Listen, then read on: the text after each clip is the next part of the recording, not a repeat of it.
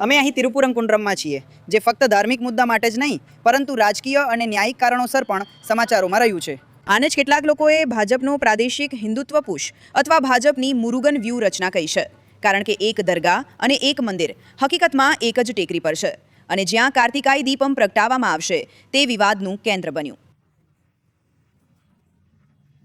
ચાલો વાત કરીએ. તમારું નામ શું છે? મારું નામ નાયનંગુરન છે. શું આ દીપસ્તંભ વિશે કેટલીક વાતો પર કોન્ટ્રોવર્સી થઈ, લીગલ કેસ થયો, ક્યાં પ્રગટાવી શકાય તે અંગે અહીંના લોકો શું વિચારે છે? લોકોમાં એક પક્ષ એવું કહે છે કે પ્રગટાવવો જોઈએ. એક પક્ષનું કેવું છે કે આ પ્રગટાવવાની જગ્યાએ કાર્તિકાયા સ્તંભ તેના પર પ્રગટાવવો જોઈએ એમ કહે છે. એક પક્ષનું કેવું છે કે ઉપર દરગાહ પાસે જ પ્રગટાવવો જોઈએ. દરગાહવાળા લોકો જો તે પ્રગટાવવામાં આવે તો દરગાહવાળા લોકોને તેની સાથે કોઈ લેવા દેવા નથી. 54 વર્ષની ઉંમરમાં મેં તે જોયું નથી. હવે જ પ્રગટાવવો જોઈએ એમ કહી રહ્યા છે. મારા મતે જો તે ફરકાવવામાં આવે તો ઝઘડો ન થવો જોઈએ, રક્તપાત ન થવો જોઈએ. રક્તપાત વગર ફરકાવો. આ શું છે? પૂરેપૂરું રાજકારણ જ છે. બંને પક્ષો રાજકારણ કરી રહ્યા છે. તે રાજકારણ વિના કરવું જોઈએ. મારા પિતાની ઉંમર 72 વર્ષ છે.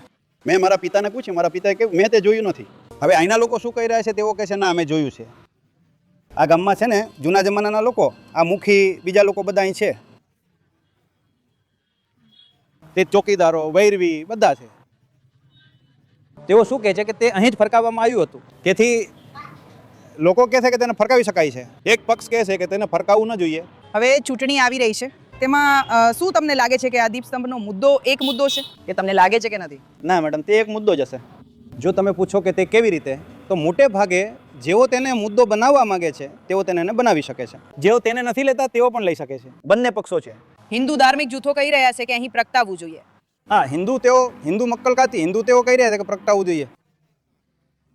મારા માટે, મારા જેવા એક શુભેચ્છક માટે હંમેશની જેમ જે જગ્યાએ પ્રગટાવવામાં આવે છે ત્યાં જ પ્રગટાવવું જોઈએ. પણ આપણે શુભેચ્છક કહીએ છીએ. આ એવી બાબત છે જેનાથી સમુદાયમાં કોઈ પણ પ્રકારનો મતભેદ ઊભો ન થવો જોઈએ, કારણ કે સદીઓથી બંને સમુદાયો એક સાથે રહેતા આવ્યા છે અને તે કહે છે કે હવે આને એક મોટો રાજકીય મુદ્દો બનાવવાનું કોઈ કારણ નથી. તમિલનાડુ કદાચ ભારતમાં સૌથી વધુ ખુલ્લેઆમ હિન્દુ પ્રથાઓનું પાલન કરતું રાજ્ય છે. આ બધી હિન્દુ પ્રથાઓ, આ બધા હિન્દુ અનુયાયીઓ, હિન્દુ દેવી દેવતાઓ અને માન્યતાઓના આ બધા દ્રશ્યમાન ચિહ્નો સાથે તે સૌથી સુમેળભર્યું રાજ્ય છે.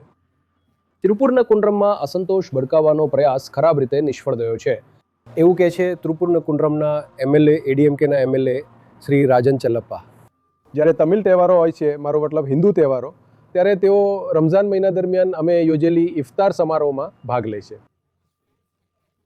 હું દર વર્ષે આયોજન કરું છું, પણ તેમાંથી દરેકને અમે સમત્વ નોંબુ નિગરચી કહીએ છીએ અને અમારી પાસે એક ખ્રિસ્તી પાદરી, એક હિન્દુ પૂજારી અને ઇમામ અને સામાન્ય લોકો હોય છે જેઓ તેમના રોજા ખોલી રહ્યા હોય છે અને અમે બધા સાથે જમીએ છીએ. અમે ઈચ્છીએ છીએ કે તે ચાલુ રહે.